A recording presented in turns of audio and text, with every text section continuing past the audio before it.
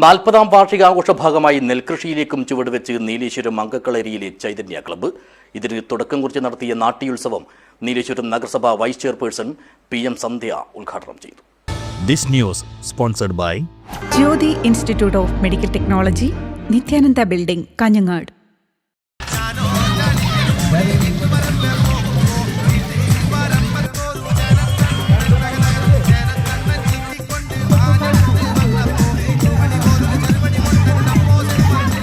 കലാകായിക മേഖലയിൽ മാത്രമല്ല നാടിന്റെ തുടിപ്പറിഞ്ഞ് കാർഷിക മേഖലയിലും വിജയഗാഥ രചിക്കാൻ ഒരുങ്ങുകയാണ് നീലേശ്വരം അങ്കക്കളരിയിലെ ചൈതന്യ ക്ലബ്ബ്.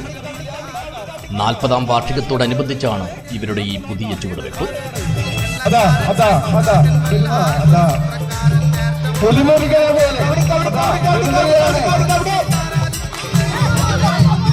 ഇതിന് തുടക്കം കുറിച്ച് നടത്തിയ നാട്യോത്സവത്തിൽ നാട്ടിലെ ആബാലവൃദ്ധം ആളുകളും പങ്കെടുത്തു. 85 വയസ്സ് പിന്നിട്ട നാരായണയമ്മയടക്കം ആവേശത്തോടെ വയലിലിറങ്ങിയപ്പോൾ ആരവങ്ങളോടെ പുതുതലമുറയും കൂടെ കൂടി. നാട്ടിൽ നടന്നത് എങ്ങനെയെന്നും നാരായണയമ്മ കുട്ടികളെ പഠിപ്പിച്ചു.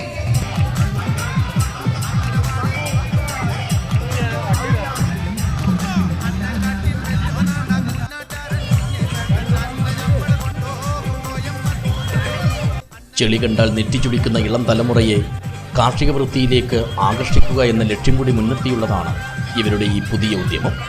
അങ്കക്കളരി വയലിൽ നടന്ന നാട്യോത്സവം നീലേശ്വരം നഗരസഭ വൈസ് ചെയർപേഴ്സൺ PM സന്ധ്യ ഉദ്ഘാടനം ചെയ്തു. ചൈതന്യ ക്ലബിൻ്റെ ചൈതന്യോത്സവം, ആ പരിപാടി കഴിഞ്ഞൊരു പരിപാടി ഫുട്ബോളിൻ്റെ പരിപാടിയിലും പങ്കെടുക്കാൻ കഴിഞ്ഞിട്ടുണ്ട്. ഇത്തരത്തിൽ നമ്മുടെ നാട്ടിലുള്ള മുഴുവൻ ആളുകളും, കുഞ്ഞു കുട്ടികൾ മുതൽ മുതിർന്നവർ വരെയുള്ള എല്ലാ തലങ്ങളിലുമുള്ള ആളുകളെ കൂട്ടമായി സംഘടിപ്പിച്ചുകൊണ്ട് ഇത്തരത്തിൽ ക്ലബ്ബ് ഒരു പരിപാടി സംഘടിപ്പിക്കുമ്പോൾ, ഒരു വർഷം നീളുന്ന പരിപാടികൾ സംഘടിപ്പിക്കുമ്പോൾ അത് ഈ നാടിൻ്റെ തന്നെ ഒരു ആവേശമായി മാറുകയാണ്. നമുക്ക് ഇങ്ങനെ ഒരു ഞാറ്റുവേല എന്ന രീതിയിൽ ഒരു പരിപാടി നടത്തുമ്പോൾ നമ്മുടെ കുട്ടികൾക്ക് നമ്മൾ കഴിക്കുന്ന ഭക്ഷണത്തിൻ്റെ അത് എങ്ങനെയാണ് ഉണ്ടാകുന്നത്, അതിന് എത്രമാത്രം അധ്വാനമുണ്ട്, നമ്മുടെ കർഷകർ നേരിടുന്ന വെല്ലുവിളികളും അധ്വാനവും കാര്യങ്ങളൊക്കെ നമ്മുടെ ഇന്നത്തെ തലമുറയ്ക്ക് അറിയില്ല.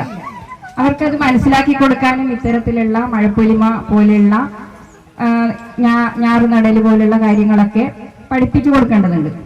ചടങ്ങിൽ ക്ലബ്ബ് പ്രസിഡന്റ് PV സതീശൻ അധ്യക്ഷനായി.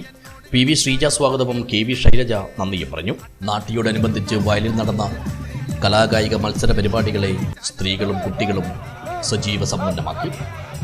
News bureau, Nileshwaram.